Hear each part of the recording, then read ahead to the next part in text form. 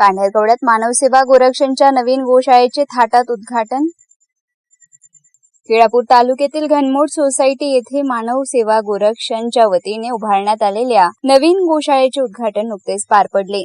या उपक्रमामुळे परिसरातील निराधार व भटक्या गोवंशाच्या संवर्धनाला मोठी चालना मिळणार आहे। केळापूर तालुका प्रेस अध्यक्ष विशाल मग्गेडवार यांच्या हस्ते गोशाळेचे फीत कापून उद्घाटन झाले। कार्यक्रमाची सुरुवात मान्यवरांच्या हस्ते विधिवत गोपूजन करून करण्यात आले। ट्रस्टचे अध्यक्ष गणेश अनमुलवार यांनी कार्यक्रमाचे अध्यक्षपद भूषवले। भारतीय संस्कृतीत गोमातेला असलेले अनन्यसाधारण महत्त्व लक्षात घेता गोसेवा ही काळाची गरज असल्याचे प्रतिपादन अध्यक्ष गणेश अनमुलवार यांनी केले।